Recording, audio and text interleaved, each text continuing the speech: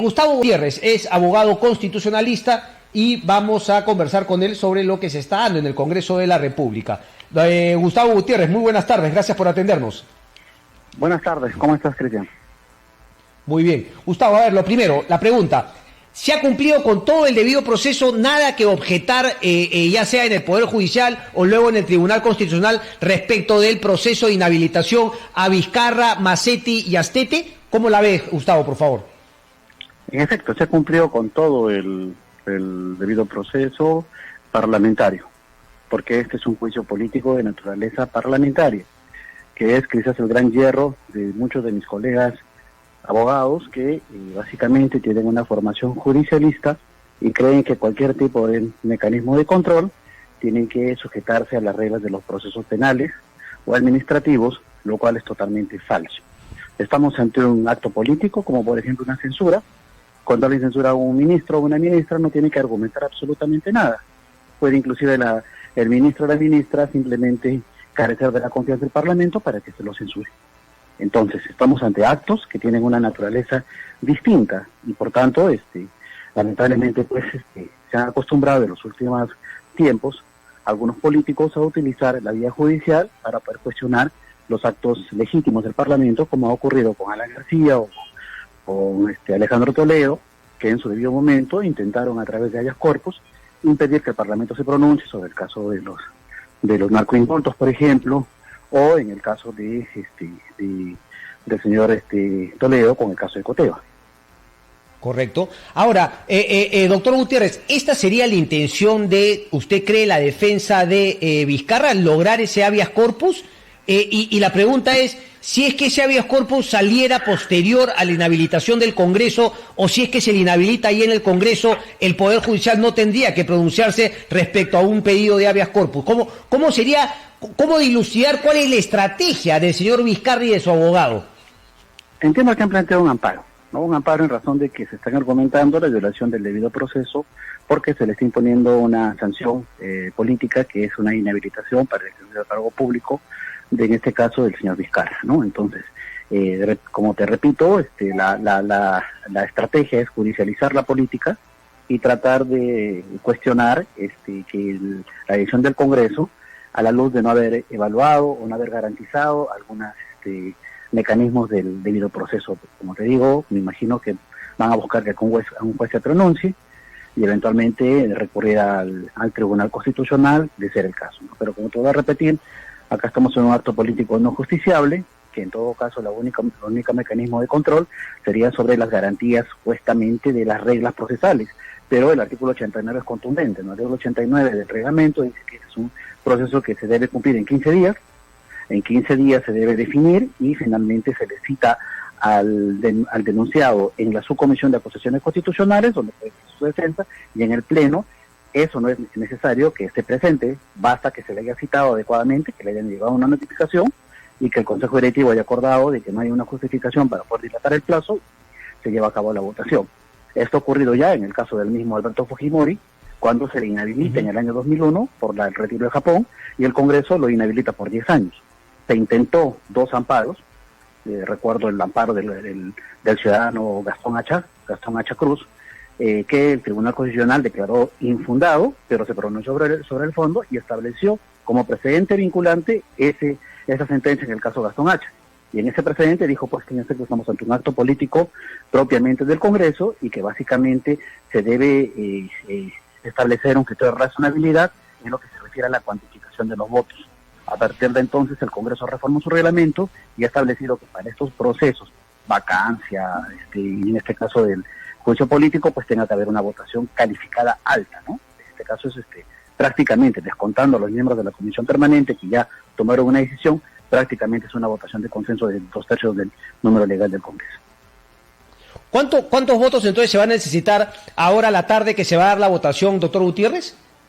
Mire, lo que ocurre es que en este caso la Comisión Permanente funge como una primera estamento, ¿no? Entonces, los que ya votaron no votan en el Pleno, ¿no? Entiendo que en la Comisión Permanente tienen un promedio de 15, no tengo exactamente ahorita el número de los miembros que participaron en la Comisión Permanente, pero estos señores no votan. El resto de integrantes, estamos hablando de unos 110 congresistas aproximadamente son los que deben votar por la definición de la acusación constitucional, con lo cual se necesitaría una mayoría de la regla de la mayoría simple más un voto adicional. Ok, pero digamos, la mayoría simple respecto de ese universo de congresistas que queda, no del total de 130, correcto, cuando el universo se ha reducido respecto de lo que son miembros de la Junta.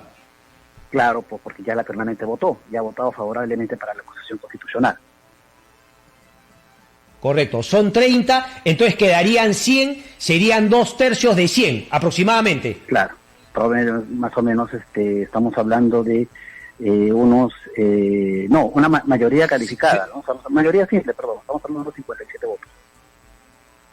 Ok. Ahora, entonces, este tema del amparo, esa podría ser un poquito la movida, pero mi pregunta no la capté. Una vez que se da la inhabilitación, ¿ese amparo podría surtir efecto todavía y decir, bueno, no quede inhabilitado y que sea elegido congresista? No, mire, el amparo, entiendo que se ha presentado ya la demanda, ¿no? Entonces la demanda tiene que correrse de traslado al Congreso, el Congreso a contestar, y una vez que se conteste, el juez señalar la eficacia de la causa y para emitir una decisión. Otros amparos se están demorando, por ejemplo, varios amparos electorales que se han presentado antes del cierre del proceso electoral, muchos ni siquiera todavía están en trámite de calificación, así que tomando en cuenta los tiempos del Poder Judicial, repito, que a candidatos que han demandado un amparo electoral porque el jurado les ha cerrado arbitrariamente la posibilidad de postular, aún no son calificados, sorprendería que el juez que está viendo el caso Vizcarra primero resuelva con tanta rapidez que o no ocurre en el Poder Judicial. Pero más allá de eso, digamos que hay un trámite correspondiente que debe dar lugar a una decisión, finalmente una resolución final del Poder Judicial, ¿no? Esa resolución final también puede ser impugnada en la Sala Superior y finalmente, si es que es denegado, el señor Vizcarra podría recurrir al Tribunal Constitucional. ¿Qué es lo que podría hacer la justicia constitucional? Entiendo que la justicia constitucional podría decir que no se ha cumplido, o sea, con los presupuestos de tales, por ejemplo, derecho de defensa, que supuestamente alegan, y tendría que retornar al Pleno para que el Pleno nuevamente califique, pero no pueden cuestionar el fondo. O sea, no pueden cuestionar si es que el señor Vizcarra se inoculó o no se inoculó, porque esa es una decisión política. No hay nada que decir al respecto, porque es una sanción de la ética pública, es una sanción de la moral pública, como ha ocurrido en el Paraguay con el señor expresidente Lugo, cuando se le censura del cargo como consecuencia de haber tenido hijos extramatrimoniales, siendo sacerdote y luego de estar involucrado en hechos que, por cierto, judicialmente no se probaron, pero estuvo involucrado en alentando a ciudadanos para que invadan unos terrenos, o al señor Abdalá Bucarán, que se le tiró de loco y nunca hubo un certificado médico que diga que el señor estaba loco, sino simplemente el Congreso terminó inhabilitándolo. En el mismo Ecuador inhabilitaron al expresidente Julio Arosemena porque consumía bebidas alcohólicas en exceso. Es decir, repito, y en Estados Unidos el presidente Bill Clinton se salvó por un pelo del juicio político, porque pidió perdón, reconoció su error con el amorío que tuvo con la señorita Mónica Lewinsky, y por tanto el Congreso le perdonó la mentira, porque además no fue una mentira, porque el señor mintió, ¿no? Es decir, son decisiones valorativas que se emplean como consecuencia de la moral pública de un país, y que nos guste o no nos guste, está residida en el Parlamento, porque el Parlamento representa la composición plural de la colectividad. Correcto. Me queda clarísimo ahora. Le quiero preguntar también ahora por el caso Alarcón, y si es que también se está cumpliendo el debido proceso por más de los reclamos y de los, digamos, intentos de dilatar. Ese procedimiento tiene otra naturaleza, porque ese procedimiento sí tiene efectos de carácter judicial, porque el señor Alarcón va a estar sometido a un proceso de carácter penal que probablemente pueda arribar a su detención preliminar o a una sentencia condenatoria. En consecuencia, es otro procedimiento, es otra variante, como también el antejuicio político que se puede utilizar con el señor Vizcarra por el mismo hecho de las vacunas, porque ahí la Fiscalía potencialmente considera de que puede haber acá un hecho delictivo al haber concertado para valerse indebidamente el cargo. Pero estos son hechos de naturaleza judicial. Por tanto, aquí sí imperan las reglas del debido proceso, porque el Congreso se convierte en una suerte de fiscal que va a determinar que con la acusación constitucional, finalmente el señor Alarcón o el señor Vizcarra, por estos hechos delictivos, terminen enjuiciados y a puertas de un juez penal que decidirá su suerte, si es que les dispone una detención efectiva, provisional, o lo sujeta a juicio a través de un proceso con alguna medida restrictiva, como prohibición de ausentarse de la ciudad, etcétera. Entonces ese sí es un proceso cuasi jurisdiccional, dice la doctrina, totalmente distinto al juicio político, que solo tiene efectos, repito, en el decoro de apartar y de impedir que un político, por el mal desempeño que ha tenido, pueda reingresar a la administración pública por un determinado periodo. Correcto, correcto. Le quería preguntar también, y ya por todos los casos en general, ¿no? Tanto Alarcón, tanto Macetti y Martín Vizcarra, esta jugarreta, usted me definirá si es que así también la considera, el tema de que tenemos otras diligencias, no tengo abogado, voy a cambiar de abogado, ¿todo eso cree usted se debe, digamos, a una estrategia de dilatar? Bueno, mira, yo soy abogado, ¿no? O sea, me es difícil pronunciarme al respecto, pero es probable, ¿no? O sea, eso mucho tiene que analizar, por eso que el reglamento dice que el Consejo Directivo en pleno, donde están inclusive los miembros del Partido Morado, que han sido aliados del expresidente de la República, para poder decidir si es que hay razonabilidad o no en la asistencia del señor y de su abogado. Igual ocurre en predios judiciales, ¿no? El juez determina si es que es válido o no es válido la asistencia o inasistencia del abogado, ¿no? Y tendrá que tomar las previsiones del caso, ¿no? Entonces entiendo de que aquí ya el señor ha sido citado, está pidiendo, no sé, está pidiendo actos, está pidiendo cosas extrañas en realidad que se pueden ver en un proceso judicial, pero en un proceso político. Y por otro lado, el señor Alarcón, entiendo que ya ha sido citado en varias oportunidades. Bueno, corresponde eso evaluar pues al Consejo Directivo, porque se puede considerar como un elemento a determinar que en efecto lo que se está buscando es en todo caso dilatar el pronunciamiento, ¿no? Correcto. Bueno, esa es la situación. Solamente una última. Hoy día se vota a la tarde, se le inhabilita a Martín Vizcarra. ¿Cómo queda su condición de electo congresista, el más votado por Lima, etcétera, etcétera? ¿Cuál sería la situación ahí? Queda inhabilitado por 10 años y el jurado no le puede entregar su credencial porque el señor no va a ser proclamado congresista en razón de que está vigente desde el momento que se publica la resolución del Congreso de la República, queda inhabilitado para el ejercicio de la función pública. Y se tendrá que establecer el ingreso de la persona que tiene una votación continua para que puedan garantizar el escaño al partido político que ha obtenido la representación.